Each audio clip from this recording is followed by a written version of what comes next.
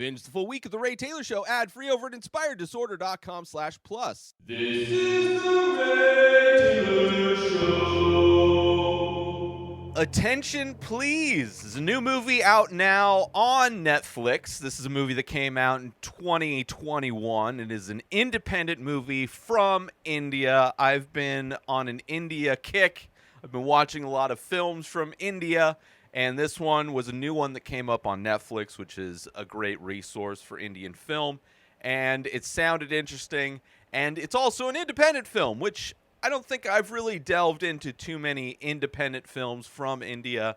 So it had a lot of things going for it. I was excited to watch it. And it was a good watch. I enjoyed it. It definitely has that independent type of feel. Unlike most big budget films that like to spoon feed you everything, this is a movie that has a lot of themes, has a lot of things that happen that are somewhat ambiguous, has a slightly ambiguous ending in some ways. It has an ending that could be confusing. Maybe people could take the ending in different ways. So it's definitely a movie that can spark conversation, not only with the themes, but also just with the narration of the film itself, which this film is very narration heavy, I would say. The basic premise of this movie is 5 roommates they're renting a house. The movie takes place in that single location within the house. A lot of long shots shot through the kitchen window. A lot of long shots of them having conversations in the living room. A lot of shots up on the roof of the house. So one location, very dialogue heavy. It's basically the main character of this film, Hari, who's played by Vishnu Govindhan, is a screenwriter. They're all aspiring film people. They all want to get into the film industry. They moved in there to that area for the specific purpose of getting into the film industry. And out of all of them, Hari is the only one still trying to pursue that dream, where the rest of his roommates have slowly found other things to do just to survive. And thankfully, Hari's cousin is one of the roommates who is basically affording Hari is able to live there because his cousin's paying for his expenses. While he's also still trying to make it as a writer, as a screenwriter. And a lot of this movie is them having conversations. If you are a movie nerd, if you are a cinephile, if you're somebody that loves movies, which if you're listening or watching this review, like, I can't imagine you not being somebody who's super into movies, but if you are, this is kind of the movie for you. All of the characters in this movie are huge fans of cinema. There's a lot of references to a lot of movies, most of which are Indian specific. So there's directors and films and actors that they reference in this movie that I have zero idea of who they are. But there's other references that I did catch, obviously. I'm not a complete moron when it comes to cinema, and cinema is very vast, and the U.S. is a big aspect of that, so there were definitely references that I got. They referenced the movie Crash that won the Oscar, not the other movie, which Hari actually asked to kind of clarify which one they were talking about. They referenced James Cameron, Christopher Nolan, the Japanese film Battle Royale. One of the characters has a psycho ringtone, which shows up at a very comedic moment. It's actually a very stressful moment, but that ringtone really was a great, like, comedic relief in that time when the guy's phone goes off. And it seems like at first that the film is using the psycho sound effect for the film itself, when in essence we find out that it's the guy's. Spoilers, I guess. I will be some spoilers. I'm not going to overall spoil this. I'm going to try not to, or at least leave the major spoilers to the end. But the ringtone is one of the references. There's a scene where characters are talking shit about Game of Thrones and how it ended and how people were upset with how it ended, which I thought was kind of funny. So there's definitely some humor in it, but overall, I would say this movie is categorized as a thriller. I would agree.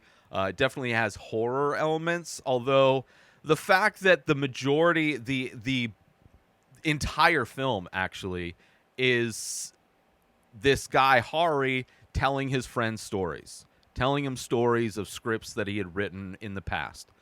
So it's a lot of storytelling, a lot of people just sitting around talking, which is authentic. I mean, anybody that's like, dudes really growing up in your 20s, 30s, you have a bunch of roommates, you're all trying to do this thing.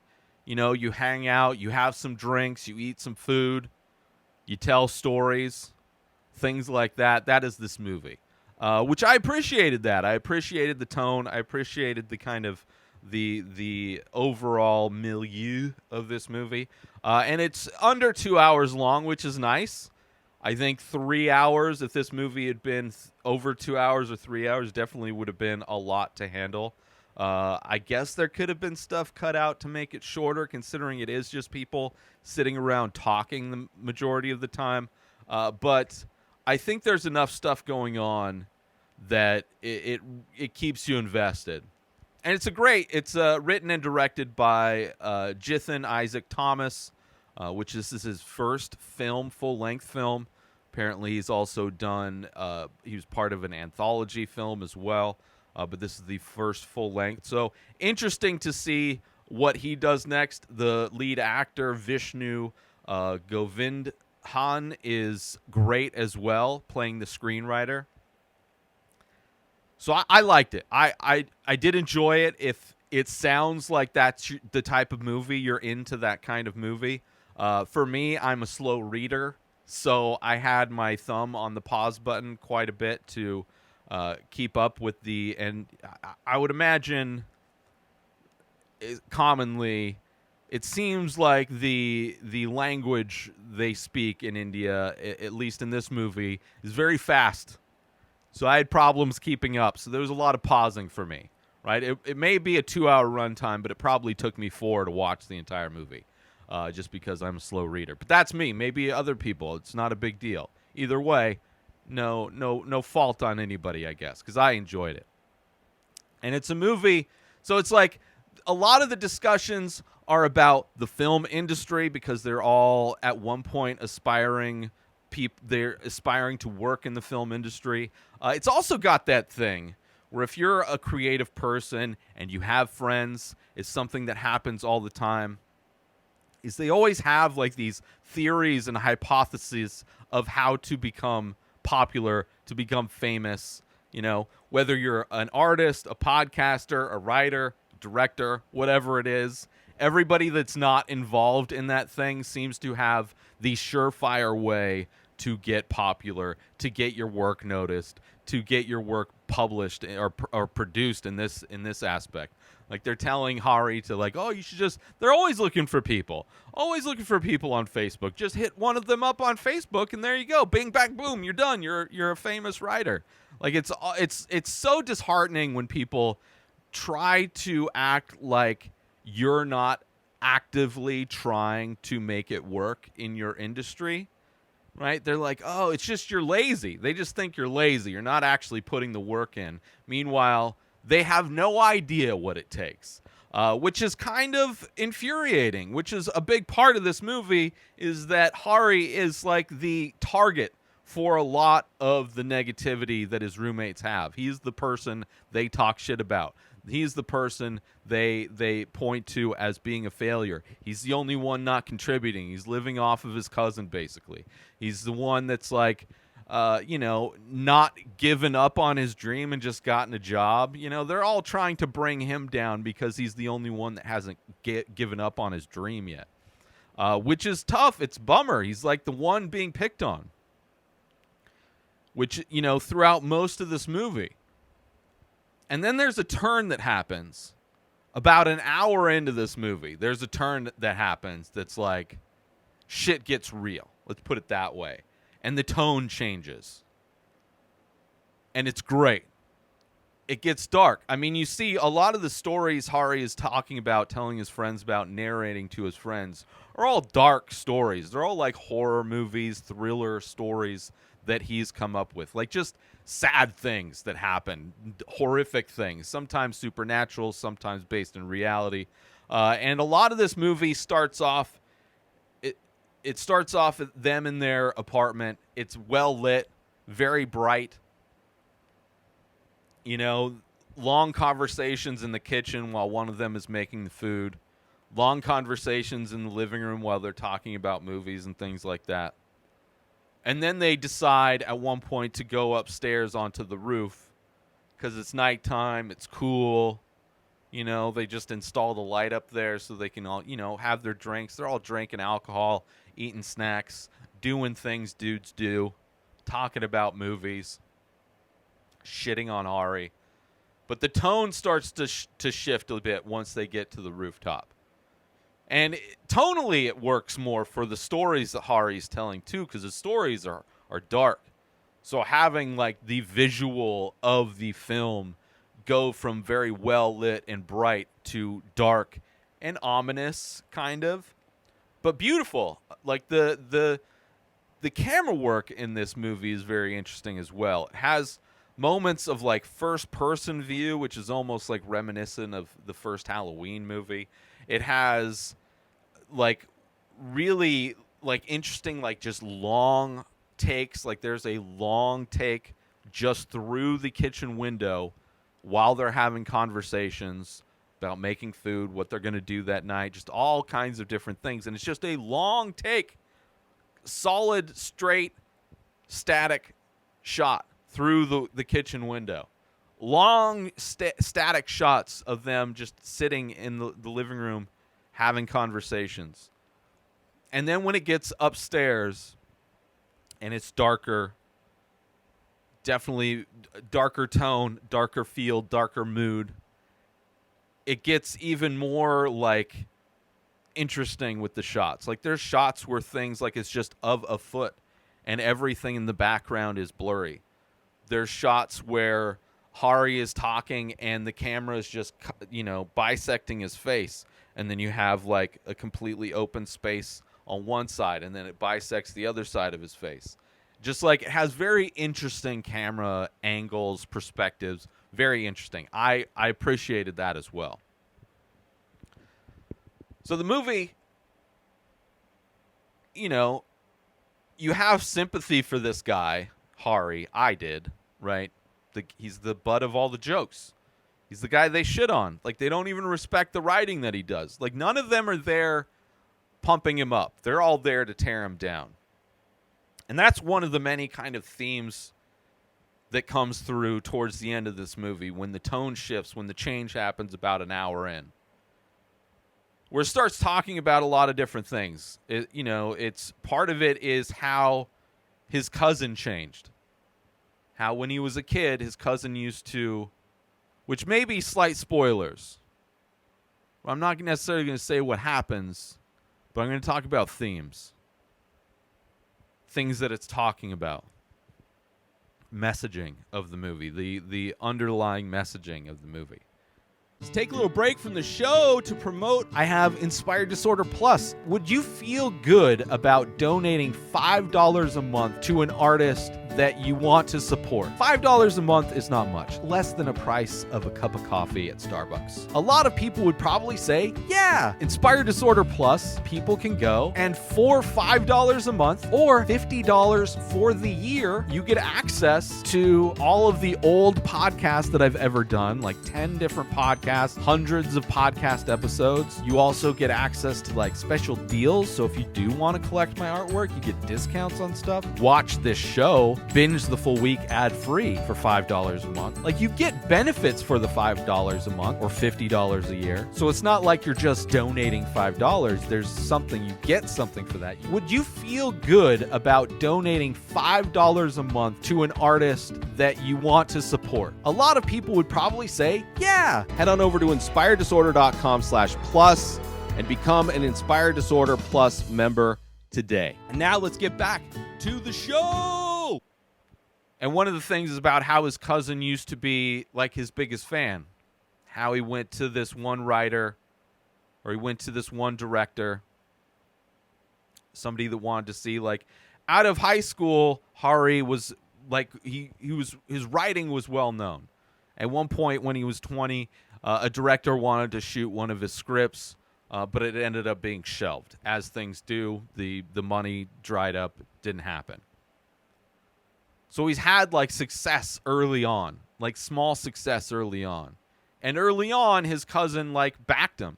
Like there was one point this guy told Hari to like, you should start writing like this person.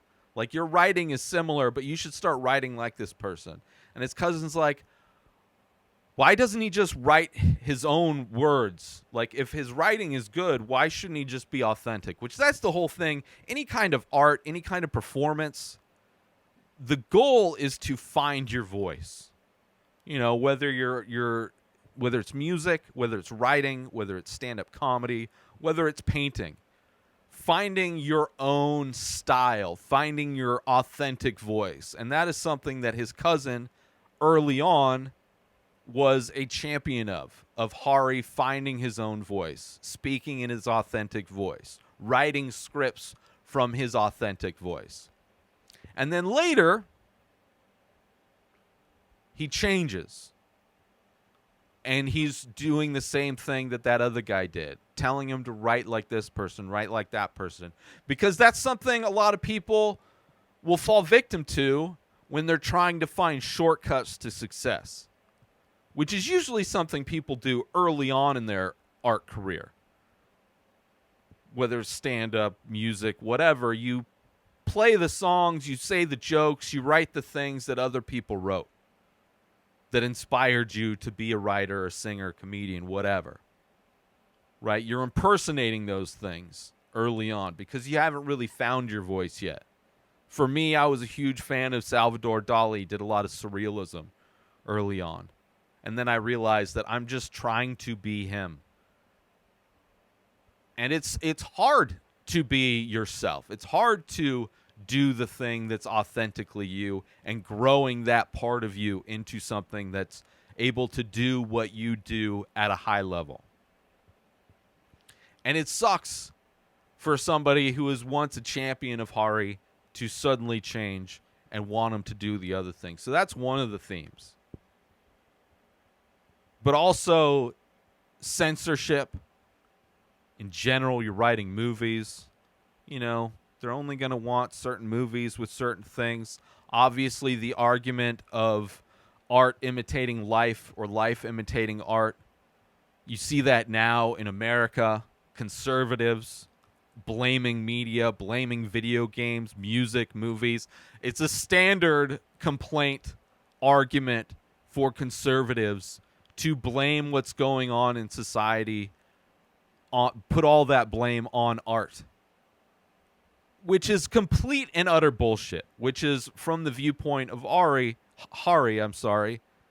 that it's bullshit. Because there's one kid who's obsessed with playing this game, PUBG, Battle Royale, last person surviving wins. You're killing people constantly. Movies have been around forever. Music has been around forever. And in America, they try to say that's why we have such bad gun violence in America. Meanwhile, every country has access to American art.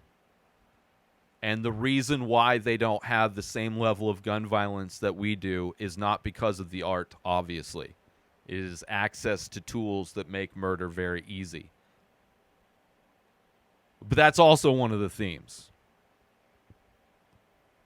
About not only how artists are blamed for society and how writing a dark story is somehow going to steer society in a certain direction versus that story being based on society.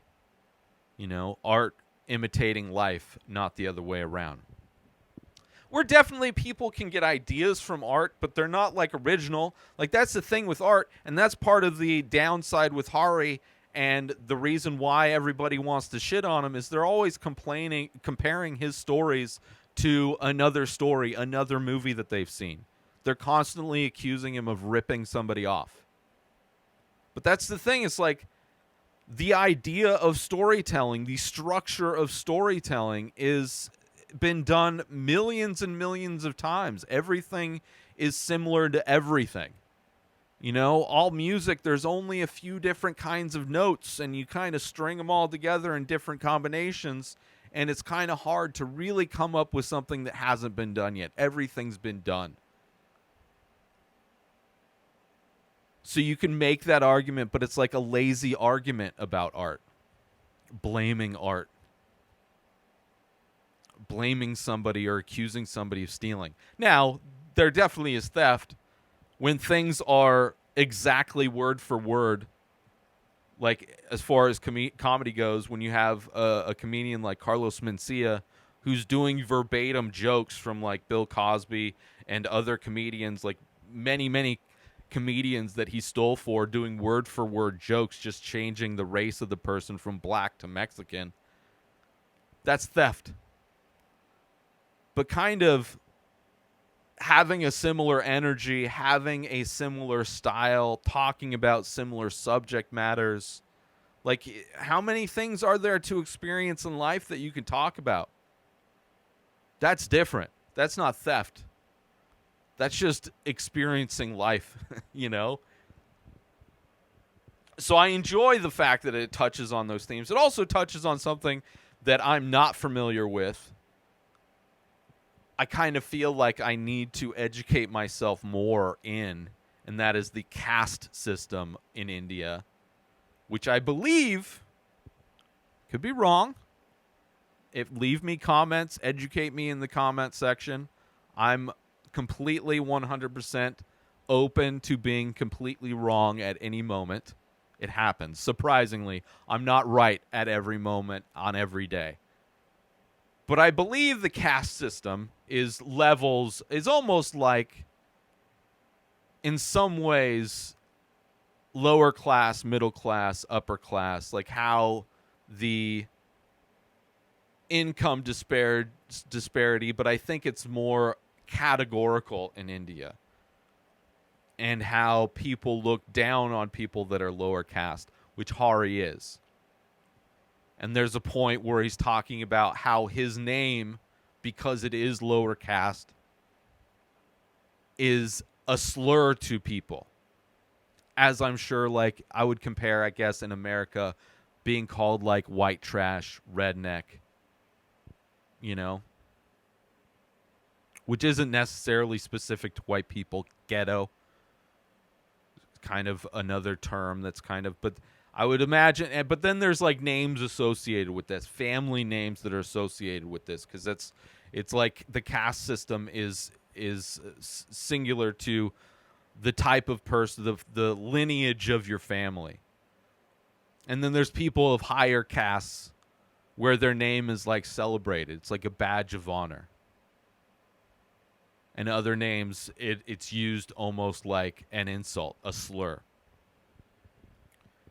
And how hard it is to dig yourself out of, like, there's so many things working against you, right? You have a name that's not, you know, revered in society. You have all of these restrictions for the types of stories you can tell because people are worried that your stories are going to influence humanity. You have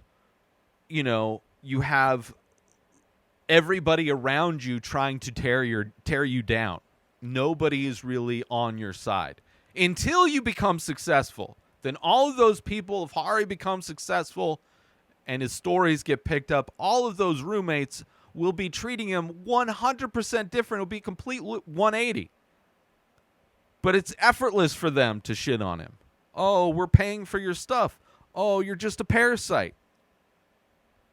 But the moment he gets a big contract, the moment he starts getting momentum with his career, starts selling scripts, all of those friends are going to be like, hey, remember when, I helped you. I helped you get there. Now look at you. That's because of me. But the artist has to overcome all of those things, surrounded by anchors in an ocean, just trying to keep his head above water to keep creating. Hopefully somebody will notice. Somebody in a yacht will notice and throw him a life vest.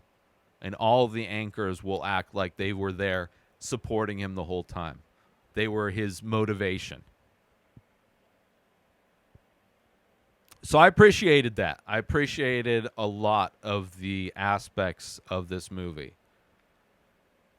Let's take a little break from the show to promote The Many Faces. That's right, I am also an artist.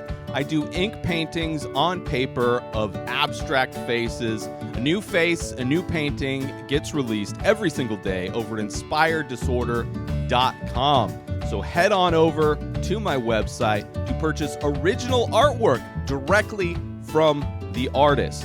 Also, there are prints available for select images. Head on over to inspireddisorder.com, buy original art, buy prints if that's your jam, if you want 8x10 prints on high quality paper.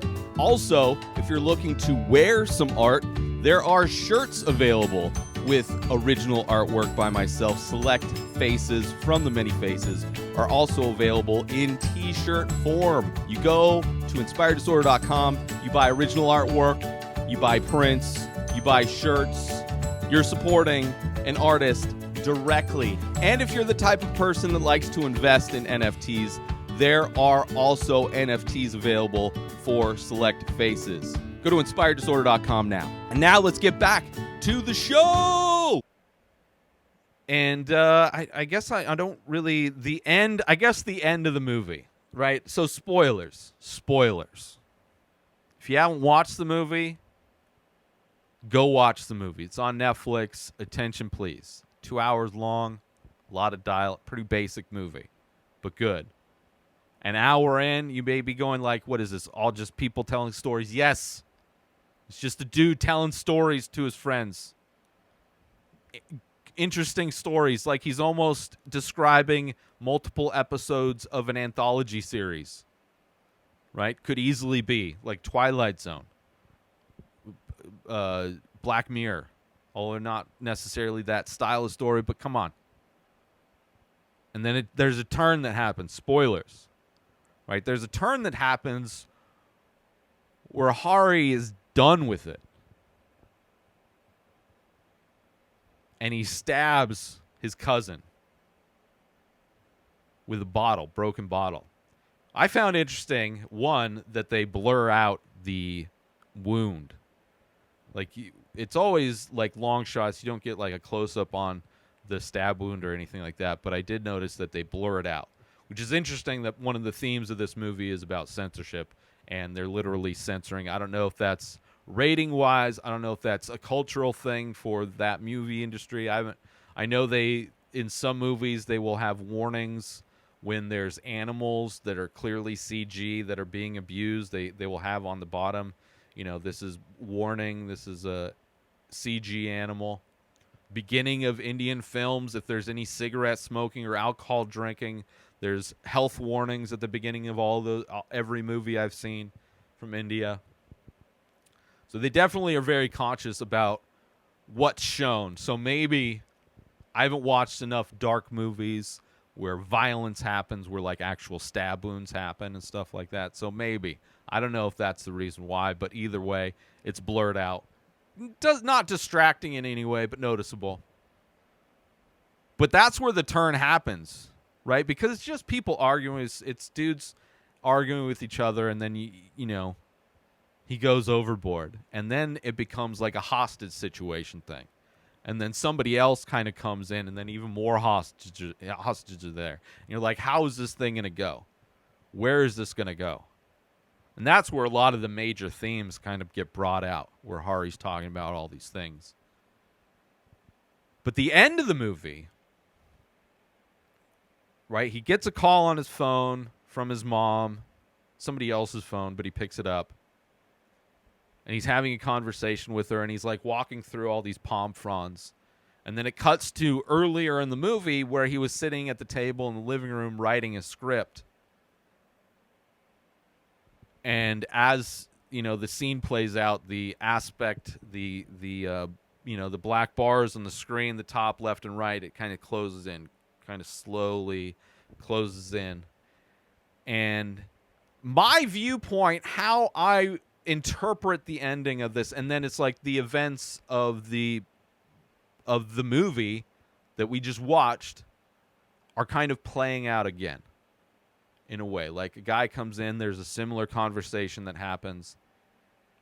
And the way I interpret it is that he was writing a script about a night with his friends that goes bad. And he's kind of in this script, like we basically just watched the movie of the script that Hari wrote one night. Or not one night, but wrote.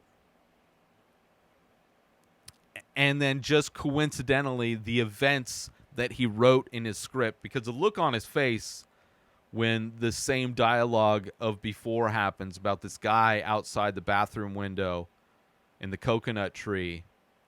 Did he see your junk? I bet he would have passed out if he saw your junk. Well, you've never passed out, right? That same conversation happens again, and he has a look on his face like this is like deja vu, right? And I think that's because he had just wrote it in his script. So I think it's like the movie we watched was a script that he wrote about this hypothetical night that happens where everything goes wrong. Of this, like, what he would like to do, getting his frustrations out on his roommates that I'm sure were constantly shit on him every night. And just, this night was no real different than any other night where they're constantly shitting on him and his writing. But in the writing of it is where he gets to get revenge and stab his cousin and kill the other roommate, which we never see, just never comes back.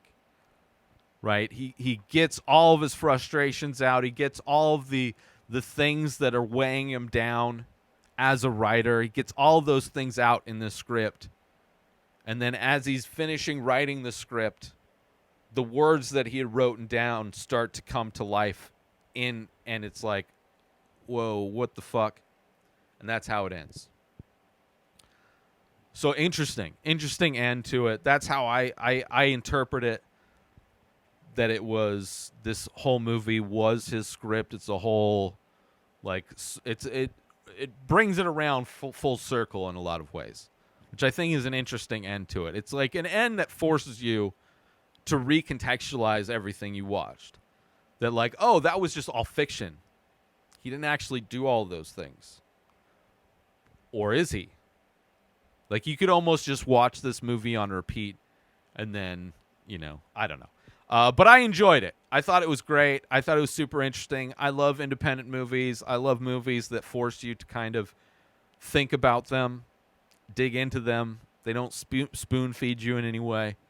And it's a lot of the themes aren't really like on the nose, like overtly telling you what the themes are. Like, it's just through his frustrations you kind of see these things come out. But I enjoyed it. So if you're into that, and, I spoiled some of it. Sorry if you kept watching, but check it out. It's on Netflix. Attention, please. New episodes of The Ray Taylor Show come out every single day. Subscribe on YouTube and everywhere our podcasts are found. Binge the full week over at inspireddisorder.com/plus. Buy Ray Taylor Show merch over at inspireddisorder.com. And follow the show on Instagram at Ray Taylor Show. Have a wonderful day, everybody. Peace out! Today is the day where you wake up and you realize that everything that you've been dreaming about, everything that you've been wanting, every goal and wish and hope that you've ever had can become real. Dreams can come true. What you manifest in your mind, you can bring to reality.